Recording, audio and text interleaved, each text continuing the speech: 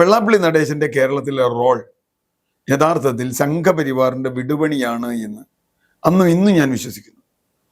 മകനെ മതിലിനപ്പുറത്ത് നിർത്തി ഇപ്പുറത്ത് നിന്ന് കേരളത്തിലെ പിന്നോക്ക വിഭാഗത്തിന്റെ വോട്ടുകൾ ഹിന്ദുവൽക്കരിച്ച് അങ്ങോട്ട് കൈമാറുക എന്ന പ്രാഥമികമായൊരു കടമയാണ്.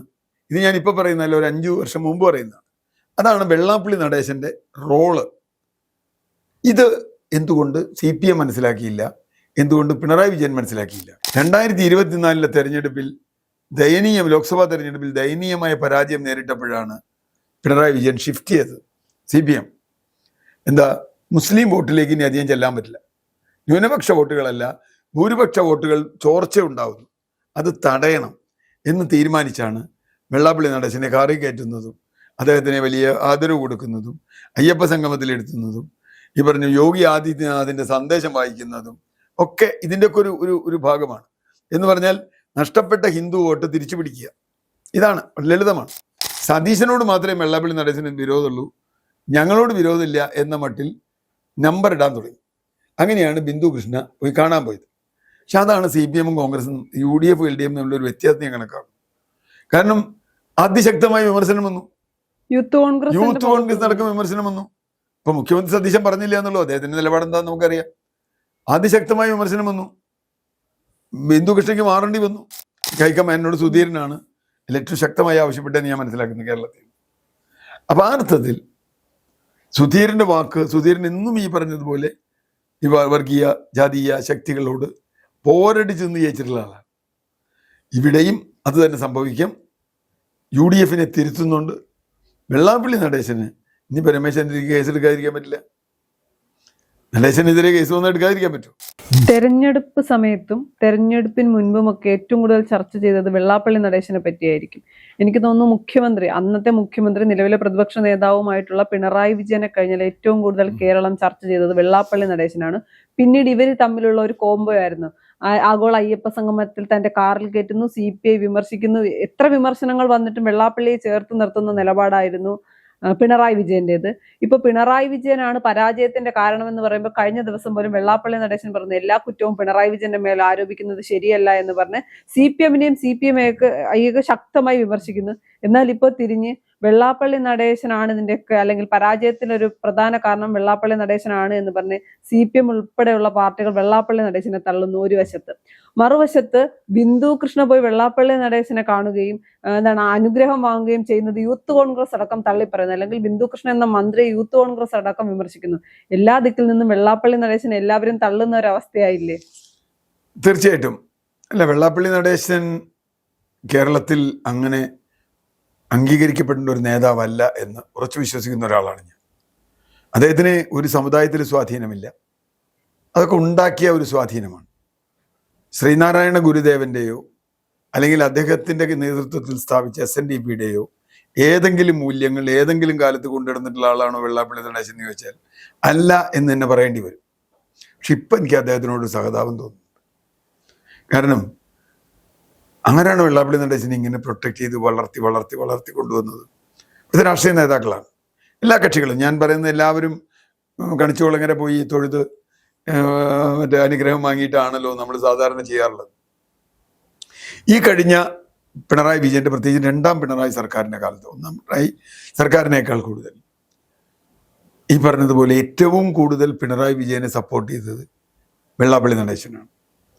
അതിനെ അന്നു മുതൽ ഇന്നു വരെ അതിശക്തമായി എതിർത്തുകൊണ്ടിരുന്ന ആളുകൾ പലരുണ്ടായാലും ഒരാളാണ് ഞാൻ.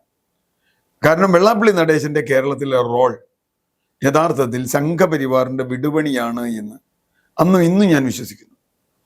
മകനെ മതിലിനപ്പുറത്ത് നിർത്തി ഇപ്പുറത്ത് നിന്ന് കേരളത്തിലെ പിന്നോക്ക വിഭാഗത്തിന്റെ വോട്ടുകൾ ഹിന്ദുവൽക്കരിച്ച് അങ്ങോട്ട് കൈമാറുക എന്ന പ്രാഥമികമായൊരു കടമയാണ്. ഇത് ഞാനിപ്പോൾ പറയുന്നതല്ല, ഒരു 5 വർഷം മുമ്പ് പറയുന്നതാണ്. അതാണ് വെള്ളാപ്പള്ളി നടേശന്റെ റോള്. ഇത് എന്തുകൊണ്ട് CPM മനസ്സിലാക്കിയില്ല? എന്തുകൊണ്ട് പിണറായി വിജയൻ മനസ്സിലാക്കിയില്ല? ഞാൻ ഈ പിണറായിസ്റ്റുകളോടൊക്കെ പറയാറുള്ള ഒരു കാര്യം വീണ്ടും ഒന്നും കൂടി ആവർത്തിക്കട്ടെ.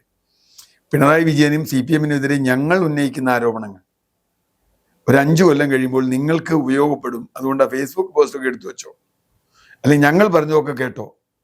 പിണറായി വിജയനെതിരെ ഏറ്റവും പ്രധാനപ്പെട്ട വിമർശനമായി വെള്ളാപ്പള്ളി നടേശന്റെ കാര്യം ഉന്നയിക്കുമ്പോൾ എന്തൊരാക്രമണമായിരുന്നു CPM സൈബർ ഇതിൻ്റെ ഭാഗത്തുനിന്ന്. വെള്ളാപ്പള്ളി നടേശൻ പിന്നോക്കക്കാരനായതാണോ, വെള്ളാപ്പള്ളി നടേശൻ ഈഴവനായതാണോ പ്രശ്നം എന്നൊക്കെ പറഞ്ഞിട്ട് വലിയ തോതിൽ കേരളത്തിൽ ഈഴവ മുഖ്യമന്ത്രി പോയി, നായർ മുഖ്യമന്ത്രി വന്നു, മേനോൻ മുഖ്യമന്ത്രി വന്നു തുടങ്ങിയ തരത്തിലുള്ള വൃത്തികെട്ട പരാമർശങ്ങൾ കേരളത്തിലുണ്ടായി. പക്ഷെ ഇപ്പോൾ രണ്ട് സ്ഥലത്തു നിന്നും പിണറായി വിജയന് സംരക്ഷണമില്ല. ഇനിയിപ്പോൾ BJP രക്ഷിക്കുമെന്ന് എനിക്കറിയില്ല. ഒന്ന്, അദ്ദേഹത്തിനെതിരെ നിരവധി കേസുകൾ മുമ്പേ ഉണ്ട്. മൈക്രോ ഫൈനാൻസ് അടക്കമുള്ള നിരവധി വിഷയങ്ങളിൽ കേസുകളുണ്ട്. ഇതിൽ നിന്നൊക്കെ പിന്നെ SNDP യോഗത്തിന്റെ ജനറൽ സെക്രട്ടറി ആണോ അദ്ദേഹം എന്നുള്ളത് തന്നെ കേസിലാണ്. എന്നിട്ട് വേണ്ടി ബാക്കി കാര്യം. അപ്പം ആ കേസിന്റെ വിധി ഇടയ്ക്ക് വന്നു, ഇപ്പൊ സ്റ്റേ കിട്ടി, തൽക്കാലം പിടിച്ചു നിൽക്കുകയാണ്. എന്ന് പറഞ്ഞാൽ അദ്ദേഹത്തിന് ക്രിമിനലായും സിവിലായും നിരവധി കേസുകളിൽ പ്രതിയാണ് വെള്ളാപ്പള്ളി നടേശൻ. അങ്ങനെ ഒരാളെ എന്തുകൊണ്ട് പിണറായി വിജയൻ കൂടെ നിർത്തി എന്ന് ചോദിച്ചാൽ അത് ആകസ്മികമായൊരു കാര്യമല്ല. ഇപ്പം വലിയ തോതിൽ BJPക്കെതിരെയൊക്കെ വർത്തമാനം പറയുന്ന ഘട്ടത്തിൽ 2024 തെരഞ്ഞെടുപ്പിൽ ലോക്സഭാ തെരഞ്ഞെടുപ്പിൽ ദയനീയമായ പരാജയം നേരിട്ടപ്പോഴാണ് പിണറായി വിജയൻ ഷിഫ്റ്റ് ചെയ്തത്. CPM മുസ്ലിം വോട്ടിലേക്ക് ഇനി അധികം ചെല്ലാൻ പറ്റില്ല, ന്യൂനപക്ഷ വോട്ടുകളല്ല ഭൂരിപക്ഷ വോട്ടുകൾ ചോർച്ച ഉണ്ടാവുന്നു, അത് തടയണം എന്ന് തീരുമാനിച്ചാണ് വെള്ളാപ്പള്ളി നടേശനെ കാറി കയറ്റുന്നതും അദ്ദേഹത്തിന് വലിയ ആദരവ് കൊടുക്കുന്നതും അയ്യപ്പ സംഗമത്തിലെടുത്തുന്നതും ഈ പറഞ്ഞ യോഗി ആദിത്യനാഥിന്റെ സന്ദേശം വായിക്കുന്നതും ഒക്കെ ഇതിൻ്റെയൊക്കെ ഒരു ഭാഗമാണ്. എന്ന് പറഞ്ഞാൽ നഷ്ടപ്പെട്ട ഹിന്ദു വോട്ട് തിരിച്ചു പിടിക്കുക, ഇതാണ് ലളിതമാണ്. അപ്പൊ അന്നത്തെ സാംസ്കാരിക നായകന്മാരൊക്കെ വെള്ളാപ്പള്ളിക്ക് വേണ്ടിയാണ് ബാധിച്ചത്. ഞാൻ ഇന്നൊരു സാംസ്കാരിക നായകന്റെ പോസ്റ്റ് കണ്ടു, വെള്ളാപ്പള്ളി നടേശനെ മുസ്ലിങ്ങൾ മാത്രമല്ല ഈഴവരും ഇഷ്ടപ്പെടുന്നില്ല എന്ന് പറഞ്ഞിട്ട് എൻ്റെ സുഹൃത്ത് അശോകൻ ചെരുവിലിന്റെ പോസ്റ്റാണ്. എനിക്ക് വല്ലാതെ വിഷമം തോന്നി. ഇതൊരു 4 കൊല്ലം മുമ്പ് പറഞ്ഞിരുന്നെങ്കിൽ CPM രക്ഷപ്പെട്ടേ. ഇവിടെയാണ് പ്രശ്നം. ഇതിൽ രണ്ടാമത്തെ വിഷയം വരുന്നത് കോൺഗ്രസിനകത്താണ്. കോൺഗ്രസിനകത്ത് സതീശൻ വളരെ ശക്തമായ നിലപാടെടുക്കുന്നു. വെള്ളാപ്പള്ളി സതീശൻ കൊള്ളരുതാത്തവനാണ്, UDFന് ഭൂരിപക്ഷം കിട്ടിയാൽ 100 സീറ്റ് കിട്ടിയാൽ ഞാൻ തലമുട്ടയടിക്കും, ഞാൻ കാശിക്ക് പോവും ഒക്കെ പറഞ്ഞു. സതീശൻ വനവാസത്തിന് പൊക്കോട്ടെ, സതീശൻ എന്തായാലും തോൽക്കും, പിണറായി തന്നെയാണ് കേരളത്തിൽ മുഖ്യമന്ത്രി ആവേണ്ടത്, പിണറായി തന്നെയാണ് മഹാൻ. പക്ഷെ പിണറായി തന്നെയാണ് മഹാൻ എന്ന് പറഞ്ഞ അടുത്ത സെന്റൻസ് എന്താ? ഇസ്ലാമോഫോബിയ. ഇത് രണ്ടും ഒരുമിച്ച് പറയുക. അപ്പൊ അതിന്റെ ലക്ഷ്യം CPMനെ രക്ഷിക്കലല്ല, CPM വോട്ട് ബാങ്കിനെ ഇസ്ലാമോഫോബിക് ആക്കലാണ് എന്നറിയാനുള്ള സാമാന്യ ബുദ്ധി CPM നേതൃത്വത്തിൽ ഇല്ലാതെ പോയി. അതാണ് പ്രശ്നം. പക്ഷെ ജനങ്ങൾക്കതുണ്ടായി, ജനങ്ങളത് നന്നായി കണ്ടു. അതുകൊണ്ട് തന്നെ വളരെ വ്യക്തമായി തെരഞ്ഞെടുപ്പിൽ മുസ്ലിങ്ങളൊന്നുമല്ല, മുസ്ലിം ക്രിസ്ത്യനൊന്നുമല്ല, കേരളത്തിൽ മതേതരം ആഗ്രഹിക്കുന്ന സാധാരണ മനുഷ്യർ വലിയ തോതിൽ UDFന് വോട്ട് ചെയ്തു. അതുകൊണ്ടാണ് 102 സീറ്റ് കിട്ടിയത്. അല്ലാണ്ട് കോൺഗ്രസിന്റെ എന്തോ വലിയ മഹത്വം കൊണ്ടൊന്നും കിട്ടിയതൊന്നുമല്ല, അത് UDFന്റെ മഹത്വം കൊണ്ടുമല്ല. അപ്പോൾ മതന്യൂനപക്ഷങ്ങളും മതേതര വിശ്വാസികളും ശക്തമായി എതിർത്തു. കോൺഗ്രസ്സുകാർക്ക് ഇത് മനസ്സിലാകാൻ കുറച്ച് സമയമെടുത്തു. സതീശനോട് മാത്രമേ വെള്ളാപ്പള്ളി നടേശന് വിരോധമുള്ളൂ, ഞങ്ങളോട് വിരോധമില്ല എന്ന മട്ടിൽ നമ്പർ ഇടാൻ തുടങ്ങി. അങ്ങനെയാണ് ബിന്ദു കൃഷ്ണ പോയി കാണാൻ പോയത്. പക്ഷെ അതാണ് CPMും കോൺഗ്രസും UDF LDF തമ്മിലുള്ള ഒരു വ്യത്യാസം ഞാൻ കണക്കാക്കും. കാരണം അതിശക്തമായ വിമർശനം വന്നു, യൂത്ത് കോൺഗ്രസ് നടക്കുന്ന വിമർശനം വന്നു. ഇപ്പൊ മുഖ്യമന്ത്രി സതീശൻ പറഞ്ഞില്ല എന്നുള്ളൂ, അദ്ദേഹത്തിന്റെ നിലപാടെന്താന്ന് നമുക്കറിയാം. അതിശക്തമായ വിമർശനം വന്നു, ബിന്ദു കൃഷ്ണയ്ക്ക് മാറേണ്ടി വന്നു. ലിജുവും രണ്ടുപേരും ആലപ്പുഴക്കാരാന്ന് ആലോചിക്കണം. ആഭ്യന്തരമന്ത്രി രമേശ് ചെന്നിത്തലയും വെള്ളാപ്പള്ളി നടേശന്റെ പരിപാടി പങ്കെടുക്കില്ല എന്ന് പറഞ്ഞു. കേരള കൗമുദിയുടെ പരിപാടിക്ക് വെള്ളാപ്പള്ളി നടേശന് ഞങ്ങൾക്ക് പങ്കെടുക്കാൻ പറ്റില്ല എന്ന് പറഞ്ഞു. കേരള ചരിത്രത്തിൽ UDFനെ കൊണ്ട് ഇത് ചെയ്യിച്ചത് സതീശൻ മാത്രമല്ല, കേരളീയ പൊതുസമൂഹമാണ്. കേരളത്തിന്റെ സമൂഹം വിജിലന്റായി നിൽക്കുകയും ഇങ്ങനെ കമന്റ് ചെയ്യുകയും ചെയ്തുകൊണ്ടാണ്. ഇതുപോലെ കമന്റ് വന്നിട്ട് എന്താണ് ഇടതുപക്ഷം ചെയ്തത്? എന്നിട്ടും ചേർത്ത് നിർത്തിയത്. CPI ആവർത്തിച്ച് വിമർശിക്കുമ്പോഴും പിണറായി വിജയൻ പറഞ്ഞ എന്താണ്? ബിനോയ് വിശ്വം അല്ല പിണറായി വിജയൻ. അതാ ഞാൻ പറഞ്ഞത്. CPI എതിർത്തു. കോൺഗ്രസിലെ തന്നെ CPMൽ തന്നെ മതേതര വിശ്വാസമില്ലാത്ത ആളുകൾ, വെച്ചാൽ മതേതര വിശ്വാസത്തിലുള്ള ആളുകൾ, വർഗീയത ഇല്ലാത്ത ആളുകൾ അതിനെ എതിർത്തു.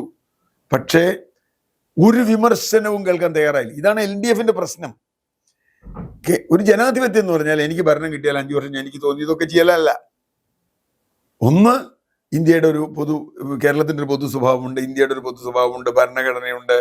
അതിനേക്കാളൊക്കെ കൂടുതൽ സിവിൽ സമൂഹത്തിൽ പ്രതിഫലനം ഉണ്ടാവുന്നു. അതുകൊണ്ടാണ് ഞാൻ പറഞ്ഞ് രമേശ് ചെന്നിത്തലയ്ക്കും ലിജുവിനും പരിപാടിയിൽ പങ്കെടുക്കണം തീരുമാനിപ്പിച്ചത് കോൺഗ്രസ്സുകാരും കൂടിയാണ്, കേരളീയ പൊതുസമൂഹം. അവിടെയാണ് പ്രശ്നം. ബിന്ദു കൃഷ്ണ ചെയ്ത് തെറ്റാണെന്ന് പറയുന്ന യൂത്ത് കോൺഗ്രസ് ഉണ്ടാവുകയാണ്. ഇതാ ജനാധിപത്യം ഞാൻ കാണുന്നത്. ഞാനിതിലാണ് അതുകൊണ്ടാണ് UDF-നോട് LDF-ൽ നിന്ന് നമുക്ക് വ്യത്യസ്തമായി കാണുന്നത്. പലരും UDF കേരളത്തിൽ സ്വർഗം ഉണ്ടാക്കുന്നു എന്ന് വിചാരിച്ചിട്ടില്ല. പക്ഷേ പൊതുസമൂഹത്തിൻ്റെ ഒരു വികാരം ഉൾക്കൊള്ളാനും ഒരു വിമർശനം പോസിറ്റീവായി എടുക്കാൻ. അതുകൊണ്ടാണ് ഇപ്പോൾ സണ്ണി ജോസഫിൻ്റെ അളിയൻ രാജിവെക്കുമ്പോൾ ചോദ്യം വേറെ LDF-ന് നേരെ ചെല്ലുന്നുണ്ട്. ശ്രീമതി ടീച്ചർ മരുമോളെ കുക്കാക്കി കൊച്ചത്ത് പിന്നെ അസിസ്റ്റന്റ് സെക്രട്ടറി ആക്കി അഡീഷണൽ സെക്രട്ടറി ഒക്കെ ആയിട്ട് പ്രൊമോഷൻ കൊടുത്ത ആളാണ്. ഒരു പ്രശ്നമില്ല ഇവിടെ. അന്നില്ലാത്ത ധാർമ്മികത ഇവിടെ വരികയും CPM-ന് അന്നും വിമർശനം വന്നിരുന്നു. CPM-നെതിരെ മൈൻഡ് ചെയ്തില്ല. CPM മൈൻഡ് ചെയ്തില്ലല്ലോ. കാരണം പൊതുസമൂഹത്തിൻ്റെ വിമർശനം അവർക്കൊരു വിഷയമല്ല, പൊതുസമൂഹത്തിൻ്റെ കാഴ്ചപ്പാട് അവർക്ക് പ്രശ്നമല്ല. ജനാധിപത്യം എന്ന് പറയുന്നത് അതുകൂടിയാണ്. ഒരു ജനങ്ങളുടെ റെസ്പോൺസ് എടുക്കുകയും അതിനനുസരിച്ച് നിലപാട് മാറ്റുകയും. ഇപ്പോൾ മഞ്ഞക്കുറ്റി ഇടാൻ തീരുമാനിച്ചു, രാജ്യം മുഴുവൻ മഞ്ഞക്കുറ്റി ഇട്ടു. ജനങ്ങൾ എന്തിനാണ് അതിന് മനസ്സിലാവണ്ടേ? ആശാസമരത്തിന് ജനങ്ങളുടെ പിന്തുണയുണ്ടെന്ന് മനസ്സിലാവണ്ടേ? എന്തുകൊണ്ടാണ്? അപ്പോൾ SVC-കാരുടെ സമരമാണ്, മറ്റുള്ളവരുടെ സമരമാണ്, ഇങ്ങനെയൊക്കെയാണ് കണ്ടത്. അപ്പം ഞാൻ പറയുന്നത് പൊതുസമൂഹത്തിൽ വെള്ളാപ്പള്ളിയെ പോലെ ഒരാൾക്ക് വലിയ തോതിലുള്ള പ്രതിസന്ധിയുണ്ട്. ഇപ്പോൾ ഏറ്റവും ഒടുവിൽ മഹേശൻ്റെ കേസ് വന്നിരിക്കുന്നു, ആത്മഹത്യ. കണിച്ചുകൊള്ളങ്ങരയിൽ തന്നെയുള്ള പഴയ താലൂക്ക് സെക്രട്ടറിയുടെ സെക്രട്ടറിയുടെ ആത്മഹത്യ എന്ന് പറഞ്ഞാൽ അത് വളരെ ഗുരുതര. ഒരുപാട് അദ്ദേഹത്തിൻ്റെ ആത്മഹത്യാ കുറിപ്പുണ്ടൊക്കെ ഉണ്ട്. ആ കുറിപ്പിലെ അടക്കം കൃത്യമായി വെള്ളാപ്പള്ളി നടേശനെ പ്രതിയാക്കാൻ കഴിയുന്ന തെളിവുകളുണ്ട്. അതിപ്പോൾ എന്താ ചെയ്യുക? ഇനിയിപ്പോൾ അതിനാണ് VM സുധീരൻ്റെ അവസാനത്തെ stroke, master stroke. VM Sudheeran വളരെ ലളിതമായൊരു കത്ത് മുഖ്യമന്ത്രിക്ക് എഴുതുന്നു, ആഭ്യന്തരമന്ത്രിക്ക്. ഇങ്ങനെ ഒരാൾ അവിടെ കൊല്ലപ്പെട്ടിട്ടുണ്ട്, അതിനെപ്പറ്റി അന്വേഷിക്കണം. അതിന് വെള്ളാപ്പള്ളി നടേശൻ്റെ പേരൊന്നുമില്ല, പക്ഷേ നമുക്ക് കൃത്യമാണ് വെള്ളാപ്പള്ളി നടേശൻ എല്ലാ കാലത്തും VM സുധീരനെതിരാണ്. ഇത്തവണ സതീശൻ മുഖ്യമന്ത്രി ആയതിൽ നിർണായക പങ്ക് വഹിച്ച ആളാണ് സുധീരൻ. കാരണം ഹൈക്കമാൻഡിനോട് സുധീരനാണ് ഏറ്റവും ശക്തമായി ആവശ്യപ്പെട്ടതെന്ന് ഞാൻ മനസ്സിലാക്കുന്നു കേരളത്തിൽ. അപ്പം ആ അർത്ഥത്തിൽ സുധീരൻ്റെ വാക്ക്, സുധീരൻ എന്നും ഈ പറഞ്ഞതുപോലെ ഈ വർഗീയ ജാതീയ ശക്തികളോട് പോരടിച്ച് നിന്ന് ജയിച്ചിട്ടുള്ള ആളാണ്. ഇവിടെയും അത് തന്നെ സംഭവിക്കാം. UDF-നെ തിരുത്തുന്നുണ്ട്. വെള്ളാപ്പള്ളി നടേശന് ഇനിയിപ്പോൾ രമേശനെതിരെ കേസ് എടുക്കാതിരിക്കാൻ പറ്റില്ല. നടേശനെതിരെ കേസ് വന്നാൽ എടുക്കാതിരിക്കാൻ പറ്റും. എടുക്കുമെന്നതിൻ്റെ കൂടി സൂചനയാണ് ഇതിനു മുമ്പ് എടുത്തിട്ടുണ്ടല്ലോ ആഭ്യന്തര വകുപ്പ് മറ്റേ അദ്ദേഹം വിട്ടു നിൽക്കുന്നത്. തീർച്ചയായും അത് കേരളത്തിൻ്റെ രാഷ്ട്രീയത്തെ ഇതിലെ ഒരു വലിയ മാലിന്യം ഇല്ലാതാക്കാൻ കഴിയുമെങ്കിൽ നല്ലത് എന്ന് ഞാൻ പറയുന്നു.